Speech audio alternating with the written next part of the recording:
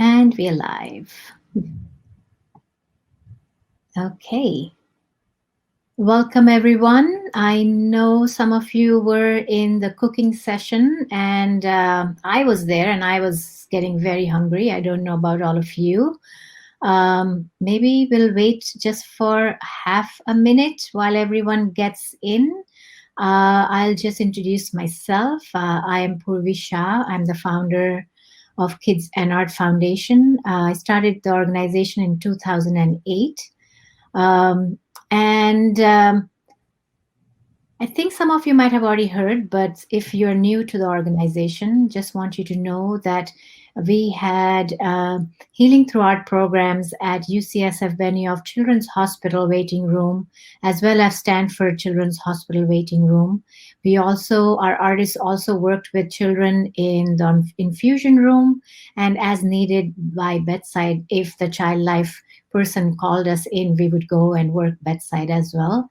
We also created art with young adults, with critical care patients, and we also have a very special program for bereaved families where we pair the family up with an artist so that they can work on a piece as a lasting legacy of the child.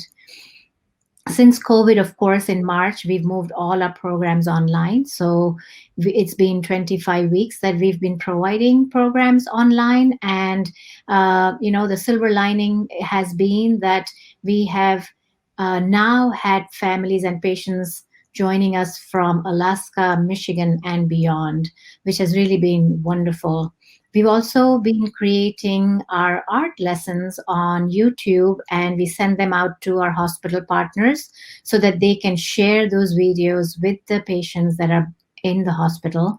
And that way, since the human to human touch is not there, we are still able to be there for our patients wherever they are, whenever they need us.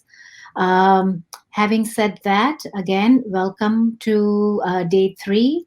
I'm very excited about this session. I got to meet Yiying by chance, I think, on LinkedIn. I said something about something she wrote, and we just connected, and we've been kindred spirits, and I invited her to this session, and she accepted it, and I'm very thankful.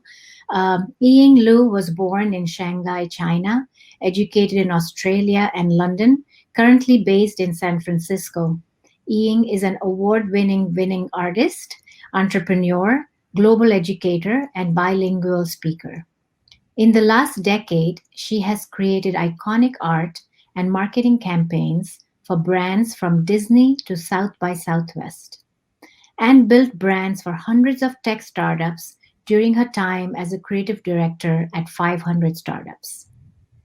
Yiying is also the artist behind the Dumpling Emoji and the Twitter Fail Whale, Conan O'Brien Pale Whale, and the Chinese paper cut style Mickey Mouse for Disneyland Shanghai.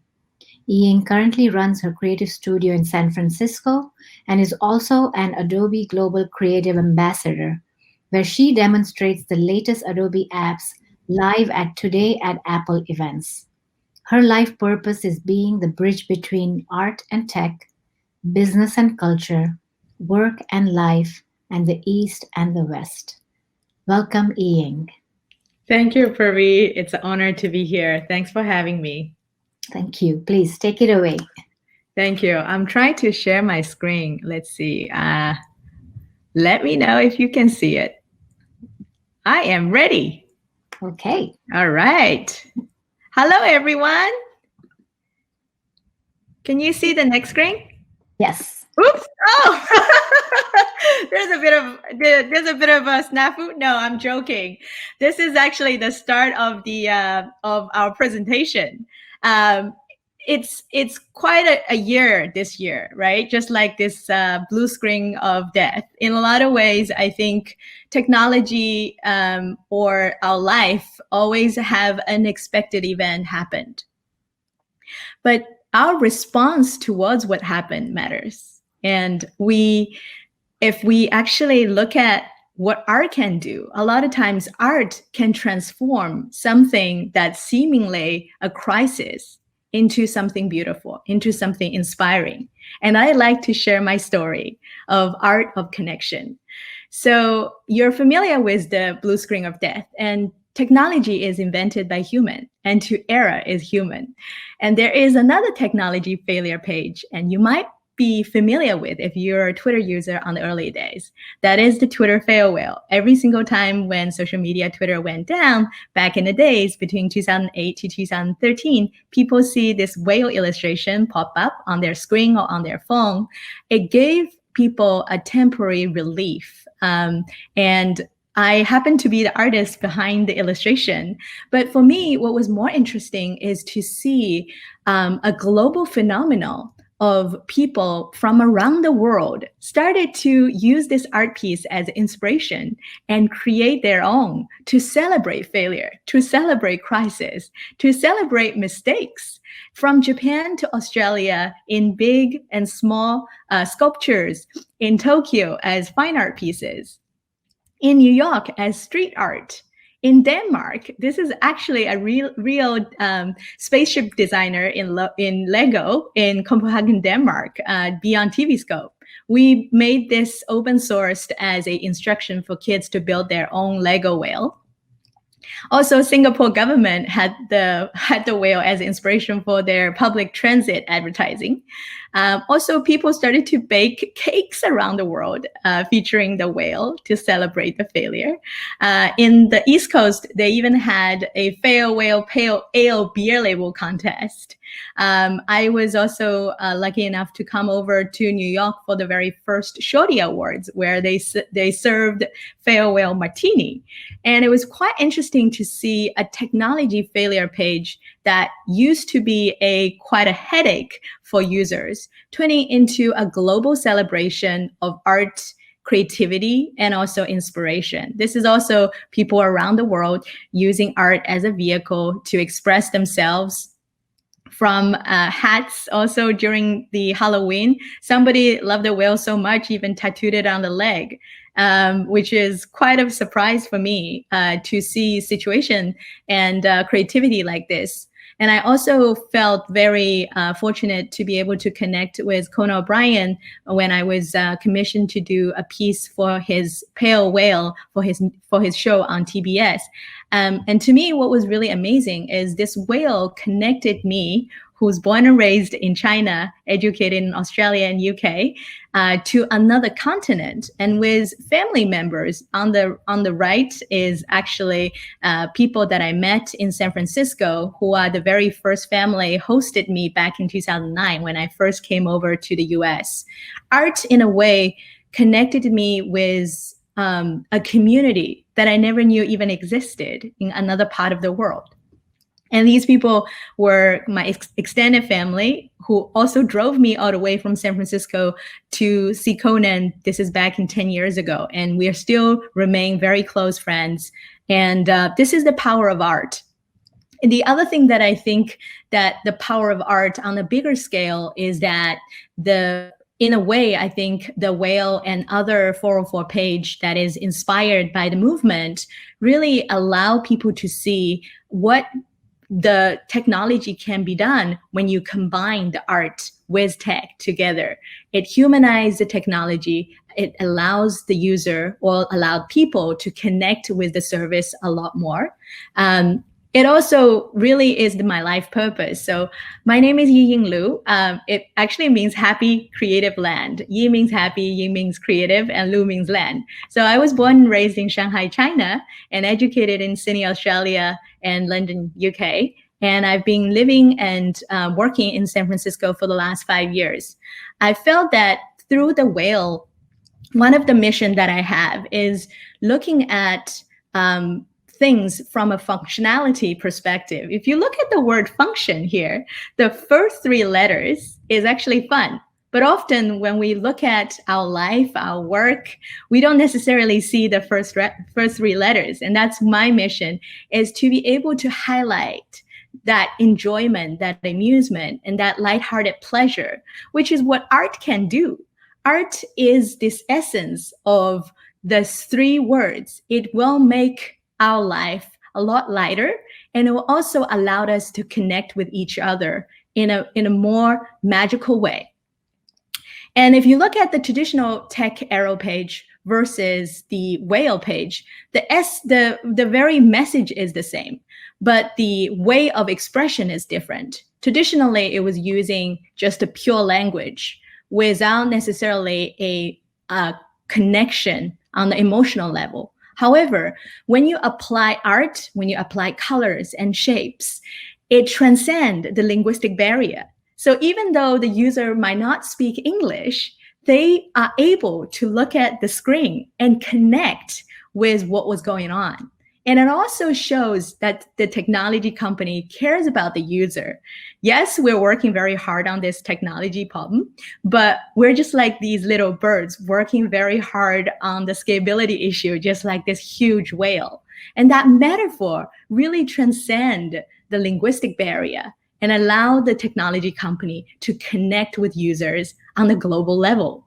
And this is the reason why that the whale was able to not only helping people to have a temporary relief, but also allow people to co-create and make a culture out of the arrow page. And that is my mission. My mission is here to bridge the first part, which is connect the fun and the function.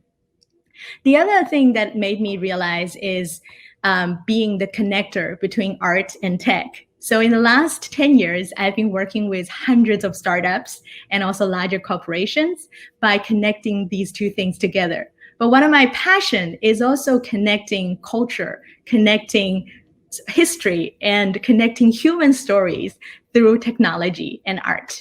So you might have used these emojis on your phone, the dumpling, the takeout box, the chopstick, and the fortune cookie. And I was the original artist designing these emojis. And I'd like to share the story with you on how this emoji came about. So in 2015, when I moved from Sydney, Australia to San Francisco, and it was a very, very auspicious day on the 8th of August, my friend Jenny A. Lee sent me a picture to invite me to her place to have dumplings. And then I realized as I was about to text her the dumpling emoji, there was no dumpling emoji on my phone. And I sent it to her. I'm surprised that Apple doesn't have a dumpling emoji. And she said, oh, good point. And I'm like, well, this conversation obviously doesn't go anywhere. But wait a minute. I happen to be an artist and I have the tool to create. I have imaginations. So I went back to my desk and I get onto the computer. I created the very first dumpling emoji. I called it the bling bling dumpling because it blings. So I sent it back to her and she really liked it. And during the dumpling party, we realized that dumpling is actually very universal. Georgia have kinkali, Japan has gyoza, Italy have ravioli, Korea have mandu and pierogi, pelmeni, empanadas, kreplech for Jewish culture, and Chinese people also have pot stickers and momos in Tibet, and menti in Turkey, and Maltagen in Germany. It's around the world. It is a food that is not only Asian, but also global. So we decided to form this very serious group of people that cares about emoji. We formed this Emoji Nation. And we also started a Kickstarter campaign to bring more awareness that we need a dumpling emoji on everybody's phone. And to our surprise, Unicode, which is a nonprofit organization that actually approves all these emojis on your phone, reached out and said that we're really impressed by your work and we would love to engage with you.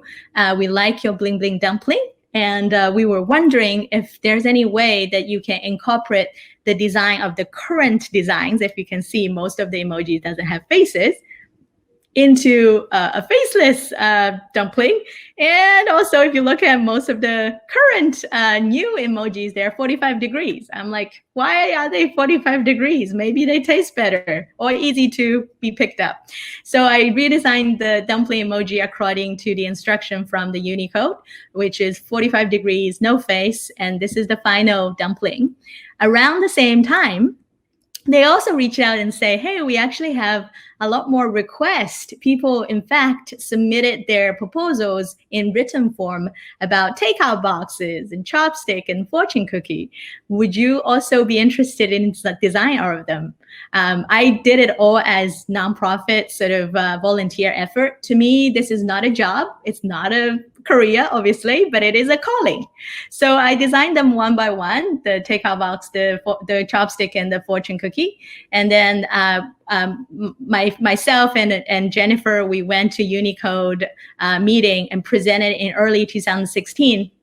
This is my friend Alalita, who tweeted on the Unicode during the Unicode meeting. And it was pretty amazing. Around the same time, we have linguistic people in Taiwan, Bobby, who is an amazing sort of a researcher in linguistics. And he tweeted back in real time and said, the crossed chopstick actually means impolite in China and Japan to the elders. I was born and raised in China, and I had no idea about that specific etiquette.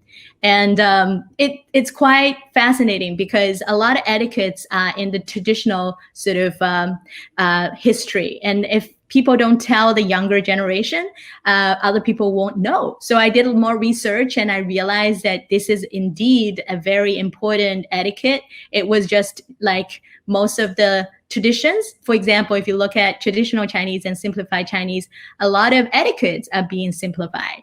Just like we used to say marvelous and you know, fantastic. And these days we just sum it up and using awesome. It's kind of similar. So I realized that I wanted to honor the tradition. And I also do want to honor that piece of history and carry on that etiquette into a visual form to making sure that people are comfortable with the design.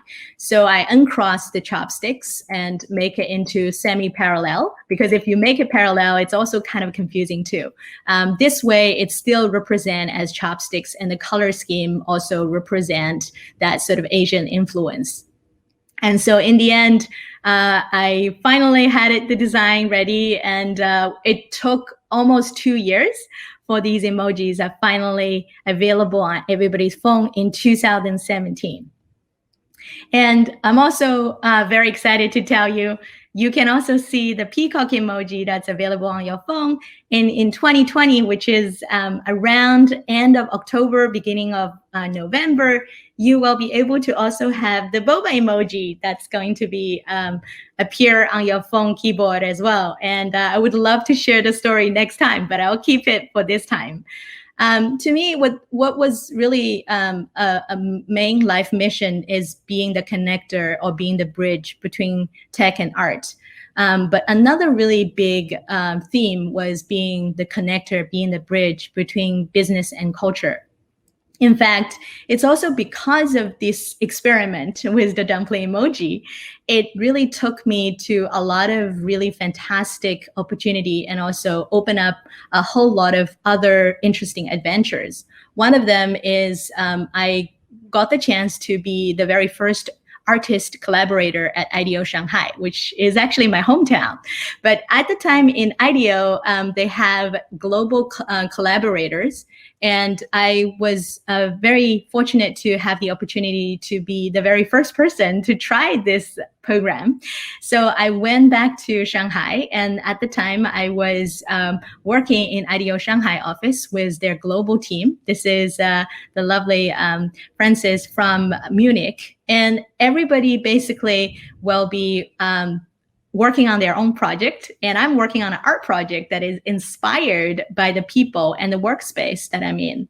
And what I do is I go around and I listen to people, and I was curious about how people perceive Shanghai, and also what are people's interests. And I will be creating something to inspire them, but in the same time sharing my artistic and creative process with them.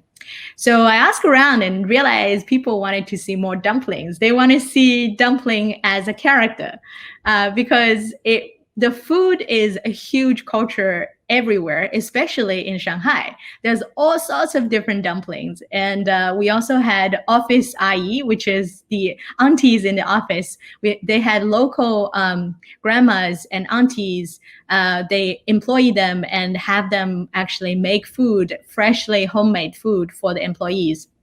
And it was such a joy to be able to talk to the grandmas and aunties in local language and see them creating all these beautiful and delicious food in person, and getting inspired by them. So I talked to all these people, and during one of the conversation, one of the staff member at IDEO, who is actually born and raised in US, but also Asian American. So Elaine, she asked me the most common kinds of dumpling in China, especially in the southern China, is called wonton, which is in Chinese Mandarin, it's 馄饨. In English, it's wonton. It's more like Cantonese pronunciation. So she asked me, what's the story behind wonton? And I never thought about it. So I did more research, and then I realized in the Chinese character wonton, it's actually originated from the primordial chaos. The pronunciation in Chinese Mandarin is almost identical. One is 馄饨 and the other one is 混沌. And so this opened up a whole lot of conversation. Because if you look at what's going on of the wonton or the dumplings around the world, the reason why every single country and every single culture has its own dumplings, in a way, it's a celebration of the entire human history. Because if you think about it, every single time when you eat a dumpling, metaphorically, you're opening up a new universe, because you don't know what's inside until you take a bite. And then you find out, oh, this is vegetarian, this is seafood, this is chicken, or this is pork, right? So every single time when you eat a dumpling, you're really open up a new possibility. And I thought that was just such a poetic and beautiful, but also delicious story to share. In the meantime, I was also doing more research and find out that in the Ming Dynasty, in this amazing book, which has all these classic collections of mythical creatures in China, called The Classic Mountain and Sea. In Chinese, it's pronounced as Shanhai Jing. It actually has an illustrated version of the wonton, which is the primordial chaos, in a drawing sort of presentation. It has 6 legs, 4 wings, no face, but good at singing and dancing, according to the book. I thought that was such a wonderful creature, and I wanted to modernize it and simplify it so that we can also letting people to have fun, co-create something from it. So I redesigned the dumpling, or the tiny chaos, I call this, because we don't want big chaos. Tiny chaos is okay. So I created the tiny chaos, and I made it into an animation. And I also present this to the team. I came up with all these different expressions because it's good at singing and dancing. So obviously I have it singing and dancing, doing yoga, eating dumpling. It's getting very meta. A dumpling is eating dumpling, and doing hula hoop, etc. And then I present it to the team. And I was also collaborating with the entire team, which is fascinating, being able to see the managing director of Great China and also the entire Asia with the business development person and accountant person, the IT person, and even the translator and exchange designers from Germany and America to co-create something. To me, it's even more exciting than me doing the design work. And so everybody get the chance to draw their own version of the tiny chaos and doing their favorite activities, whether it's doing a selfie or watching stock market or doing biking or swimming. It was so much fun, and it's also so inspiring too. And so then we have people vote for their favorite ones, and I turn them into a unified version of animated GIF, which later on we can also showcasing the diversity of the team by creating different dumpling, which is the primordial chaos, by having them dress in different cultures and ethnicity, food and clothing, which is also one of my favorite things, and share with the team. I also have turned them into animated GIF that they can use on social media like WeChat, and people are able to communicate using these stickers, and also making them into art pieces that people can hold on to after I left Shanghai, because I needed to go back to San Francisco. But it was wonderful to have a physical art piece that people can keep and remember this experience we all had together. This is the lovely team in Shanghai, and the IDEO team. And so this was my very first experiment of co-create. And when I was back in San Francisco, I wanted to have this co-create opportunity with more people and with a wider audience. So I was very lucky to get the opportunity to co-create with even a larger audience. This is last year during the Today at Apple Big Draw events in October. What I also did was I made the San Francisco Golden Gate Bridge and turned this art piece into black and white drawing, which is a template. And then I give it to the audience and then show them how the Adobe new software, which is Adobe Fresco, which has the illustration functionality in watercolor and oil painting, which is brand new functionality that you can use the pencil to draw directly onto iPad and create this very realistic effect. And it's such a joy to see kids. This is Ray's, who's 7-year-old, doing his very first illustration on the device. And also, this is other people's work. Another little artist. This is also the technology team from different parts of the San Francisco tech community creating their art. And it was really amazing to see everybody else's interpretation of San Francisco through their own lenses, through their own cultural background. My favorite is one of the tweet actually from Claire, who said, you don't have to be an artist to enjoy drawing and be creative. Creativity is for everyone. And that to me is a very, very important message to be able to send to the world. That is, creativity is for everyone and everyone can be an artist. This is also a very fun sort of creation we co-create together with the audience feedback. So I was also working with the Apple Creative Pro to co-create something with what people wanted to see. For example, people said, we wanted to see a Godzilla on the bridge. We wanted to see the San Francisco Phoenix or the Lucille. So it was really fun to be able to create with people on the spot in real time. However, as you know, when COVID-19 hits, all these in-person events has been canceled. But my life mission or my connection bridge task was still ongoing. And I do believe that art has a magical way to connect work and life together. And that is also something I've been keep on doing in the last almost 8 months. Which is really kind of figure out a way to use art as a vehicle for healing. So during the COVID-19, there's a lot of people, especially essential workers and researchers, are working forefront fighting for COVID. And one of the projects that I was also working on is called the Wear to Care, which is a public campaign to promote wearing masks, but using art as a vehicle to help people to also boost their energies. So I want to also mention a little bit how using art to connect work and life, and also using it as a way to heal. So this is one of the team member at the Wear to Care, Anna. She was wearing the mask.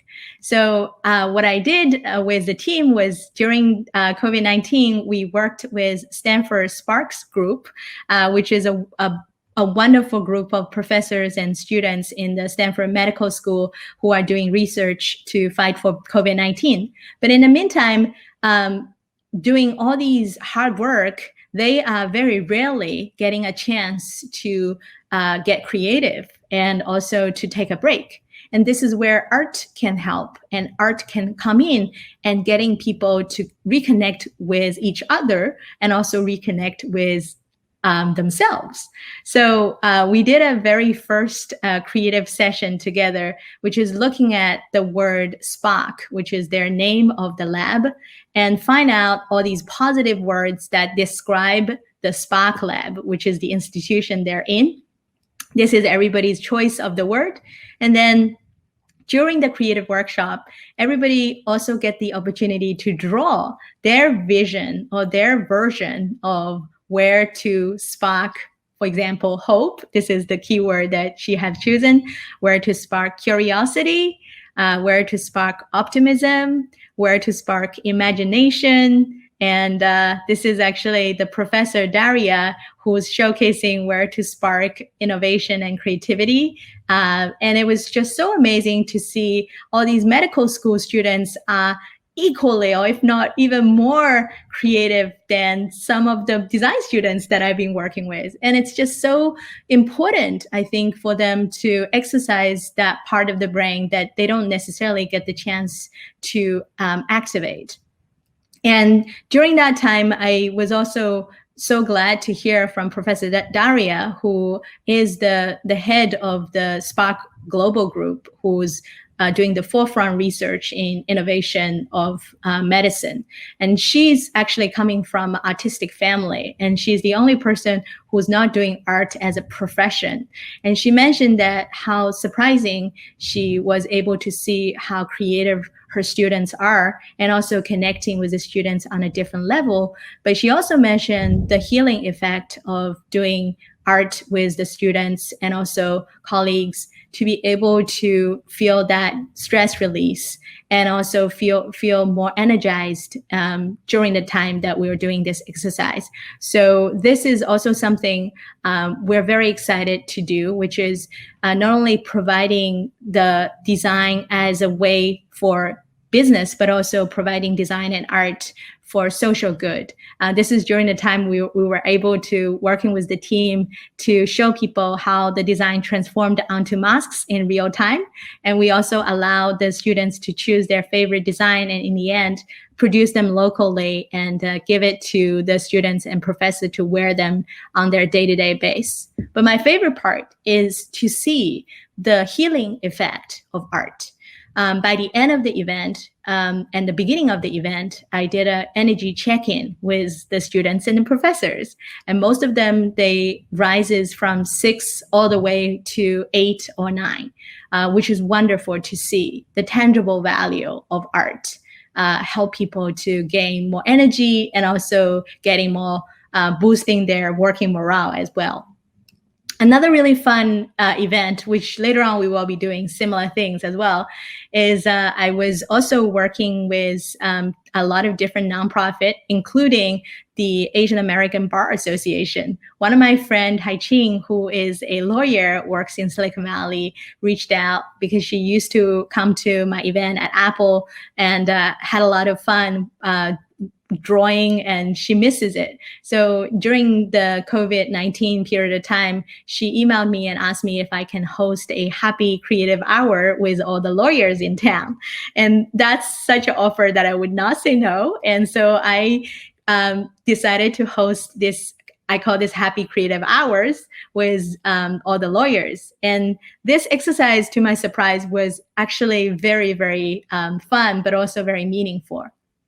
So I gave them 3 tasks, which is, if you're a dumpling, what dumpling would you like to be? And then I also asked them to think of one of the most mundane, boring, and perhaps even frustrating scene during their time as a lawyer. And I also asked them to think one or more rewarding scenes for their experience as a lawyer that they're grateful for. And the result is amazing. This is Hai-Ching showcasing her frustration moment, which is she feels like sometimes she get a lot of pressure. Everybody wants her to get the contract done as soon as possible. And she said, sometimes I feel like I'm working around the clock, feel like a cog in a machine. And I also have tears in my eyes. And her favorite dumpling, obviously, as you can see here, is the soup dumpling, the xiaolongbao, who's working on the contract. And then her grateful moment is when she get the job done, she was able to change the education world. She's working in an education startup and also was able to travel And what's really fascinating is when I was mentioned about the frustration moment, in a way, it is almost like a group healing session. Because here, as you can see, almost everyone is a lawyer, except we have a little friend coming into the frame. We also, one surprising, interesting thing is during the sessions, kids can also drawing, and they can drawing their parents and draw things together. So because almost all the participants are lawyers. So they have something in common, which is common things that they don't like. For example, many of them were talking about they are frustrated because they're sitting in front of a computer looking at their contract almost every day. And the expression of how they perceive the contract look like is very interesting because they're very different. Some of them have a computer screen, some of them have a paper scroll. And also it was pretty fascinating to see the moms talking about one of the frustration moment is try to keep the work-life balance, try to look after kids and working around the same time. And one of my favorite is actually, you might not be able to see it clearly, which is in the line drawing with the line paper in the middle. Was one of the lawyer was talking about, she drew a little bus and with a dumpling underneath it. And her metaphor was, I feel a lot of times as a lawyer, you're constantly feeling like being thrown under the bus because you're, a lot of times people are saying, oh, this is such a, difficult situation, just talk to the lawyer. And she said, lawyers are people too. Lawyers have feelings. And it was so interesting and healing in the same time to see everybody's nodding and say, oh, yeah, I hear you. I feel the same. And see the humane side of the lawyers and really kind of connect them with them on a human level. And that's, I think, the beauty of art and storytelling. We're able to transcend and transform something that can be painful, something can be annoying, something can be can be a frustration, into something that is resonating, into something that is humorous. And it's adding that human connection onto your story, that it's a lot easier for other people to resonate with you. So this is the frustration moment and the value from it. But then when we were doing this, the grateful moment, which I also think it's equally amazing, if not more, like I'm really grateful for that moment of realization from everyone. In fact, one of my favorite is, here are some really great stories. It's pretty amazing to see everyone talking about their mission-driven projects, and what makes them grateful for is always something for the social good. For example, Melissa from Airbnb was talking about her grateful moment is that she will be able to help people to find housing during COVID-19 and help people who are dislocated to have a place to stay. And then on the next one, you also have the two lovely female lawyers talking about their mentorship with the younger generation of lawyers. So you have the big dumpling with the little dumplings. And then you also have Chris in the bottom left showcasing how she was helping single parents to also get exemptions of fees during COVID-19 to relieve their financial burden. And also Gabriel on the other side showcasing his favorite or most grateful moment was being able to be the bridge to help the client to come from point A to point B without being eaten by the sharks. And so all these really heartwarming but also beautiful stories are being told during the time that everybody was drawing and also showcasing their story. And I think that human story sharing is such a powerful way for people to connect with each other. Through an hour and a half exercises, I was able to meet and learn about everybody on the level that I would never imagine I could. And I'm sure that everybody else was also feeling the same with each other as well. Again, my favorite part is to be able to see the tangible healing values of art. that has the effect on people's energy, because we can have all the money or time, but if we don't have energy, we can't really do anything. Energy in this case is one of the most important part of our daily life.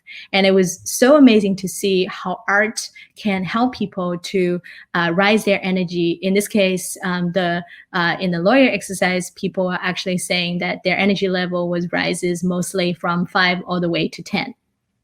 And so here I'm so glad that I was able to show you all the connections that I've been making, which is, as you can see here, we're talking about this is a innovation hour. And I do believe innovation is coming from bridging the gap of things that is seemingly opposite. In this case, bridging the gap between the function and the fun, the technology and art, the business and the culture, the work and life.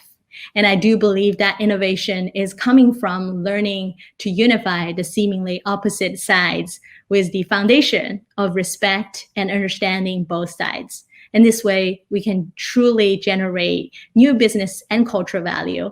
And these values are going to be the very key to the future, to our health, our wellness, and also our future magic. So here I would love to also showcasing the bridge again. We're having this theme of connection. And I think that one projects I was also I've been very much doing it on a subconscious level. I was traveling and living in different parts of the world. And my life mission is try to understand world better and capture the world in my language, which is the visual language. So I've been drawing all these different cities that I have lived, whether it's San Francisco, Sydney, and London. But there is an overarching theme here, which is bridges, which was actually pointed out by a friend of mine. He said, "Oh, I realized that every single picture you draw in a city always have a bridge." And I think it was on a subconscious level. I was thinking of doing cityscapes, but what I was actually doing is creating bridges around the world. And I do believe that we are all bridges. We're all doing things. We're all connecting with each other. In this case, today, we're all here connecting with each other through technology, through this screen, and through voice and sound and visuals, through art, and also through Kids&Art. So thank you for having me. What I would love to do is, number one, keep in touch. And in the meantime, I also would love to show you one more example, which I would love to have you do this exercise and tweet it to myself and Kids&Art Foundation so that everybody will be able to see what you come up with. So in the recent event, I was also at this event called Smashing Conference. I was able to meet designers from around the world and creators from around the world. And I was doing this co-create event called What Activity That Makes You Happy during COVID-19. And I also told them the story of how I created the primordial chaos, or in this case, the tiny chaos, and showcasing the story of what I did with the Dumpling Emoji and Ideal Shanghai, and also showcasing all these different characters that myself and also the team has co-created together. And I ask everybody to draw their favorite activities.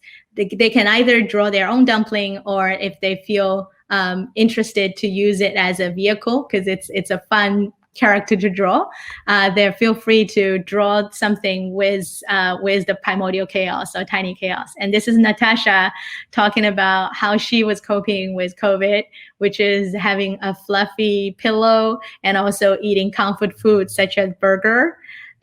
Also, the other really fun thing is showcasing the primordial chaos in different nationalities, which is also a great way to learn where people are coming from and also what's their favorite colors according from their culture and flag.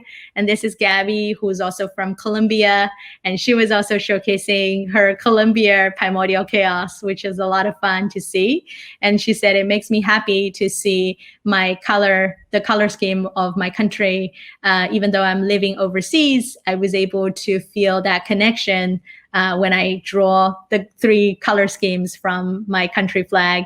And this is Yang, who was in Europe right now, and he was drawing that what makes him happy was eating pizza and multitasking in front of a computer, which I thought is very much resonating with everybody. Another one I love is Sherry, who was talking about how she's coping with COVID by picking up new sports and also exercise routine, even though it's pretty difficult for her, but she also find a lot of joy by doing it and also struggling in the same time. Also, I love Mandeline's one is talking about how she also finds joy and peace by knitting, picking up the habit of knitting during COVID-19, and it was a very peaceful image. So I am very, very curious to see what is your activity that keep you happy and peaceful during COVID-19. And would love to hear from you. And please, if you have your drawing, tweet it on Twitter or Instagram, and please do tag myself and also Kids&Art organization, which is Kids&Art org, and hashtag is AHI2020, and I'm really looking forward to see what you're coming up with. Thank you so much for having me, and have a lovely evening or morning, wherever you are. Wow. Thank you. Thank you so much. Back to back, a cooking session, and then all these dumplings. We are so hungry. I don't know about everyone in the audience, but I am definitely running to take out or something. Thank you so much, Yiying. It was so inspiring, especially that whole conversation about bridges and connecting that fun and functionality. That's something, I guess, we take life so seriously that we forget to find the fun in functionality, or even try to look for fun, instead of just make everything like, if it's work, it's work, and if it's play, it's play. Like, that's what you're trying to bridge. I think that was just fantastic, and I hope that people can share their primordial chaos. I have been thinking about what mine is going to be. I'm definitely going to sketch and send it to you for sure. So I'm excited. Thank you, Purvi. Thank you so much for having me. I know we have a question, and everyone, please, if you have any questions, send them to me. That is such a great exercise. How do you measure energy? Do you just give everyone a scale? I think she's talking about, where you had that you were measuring. So yeah. I think, this is a great question. And the way that I did it very, very simple way, which is Zoom happened to have this functionality called poll. So what I did is I had two polls. One of the poll is on the scale of 1 to 10. How do you feel? Because it's really hard for other people to see you and sort of measure your energy, right? So I asked the attendees to check in with themselves and choose a number between 1 to 10. And I think we do that a lot. It's like, I feel like a 7 today, or I feel like a 3 now. And so the way they did is they come in and they do the poll, and everybody was able to see, and you can be anonymous. Like, you can just put a number in, and the whole group will be able to see what is the overall energy level of the group. And by the end of the exercise, it's the same thing. Which is the same exercise asking people from 1 to 10, how do you feel now? And then immediately people are able to see what is the energy level with the group right now. And often it's a very interesting confirmation or affirmation to see what is the result right away after that exercise. So that is something I was talking to Purvi. Like, I do believe there is a very simple way we can capture the value of art on a tangible level that we can showcase to the audiences.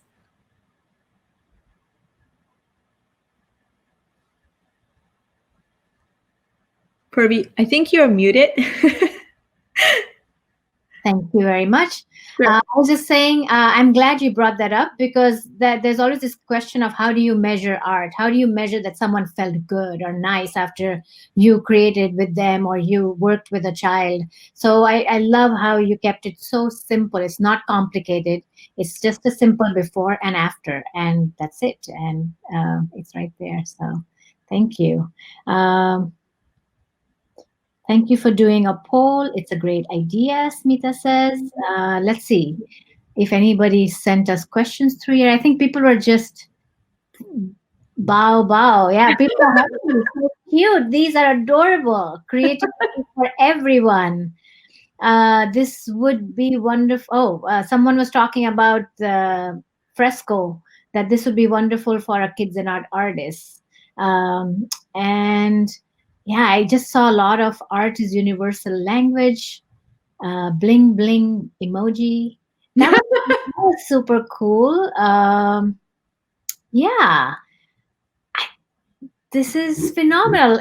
Questions? Anybody? Means I don't want to be the only one asking questions, but if anybody has questions and you want to come and ask that question, let me know in chat and I can bring you in. I know we still have 5 minutes.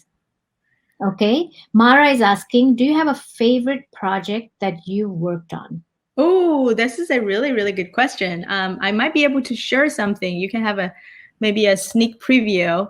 One of my favorite projects, apart from the Where to Care, which is something I'm very proud of, and working with a medical group is something that I always would love to do, which is cross-disciplinary.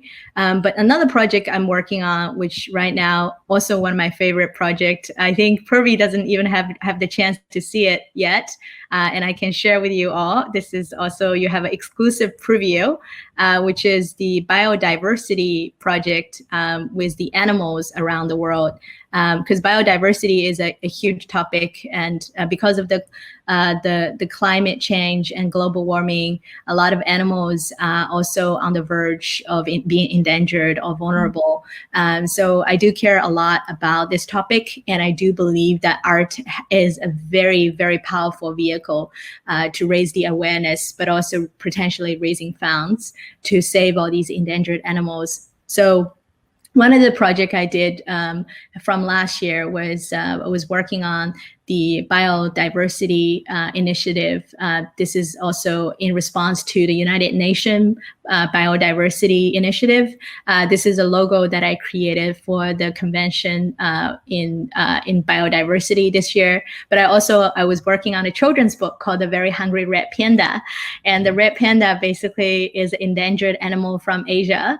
And it's very cute, but it's also endangered. There's less than 10,000 red panda around the world existing. So I wanted to draw these beautiful creatures. And this is the clouded leopard, which is also from Asia. And they're also endangered.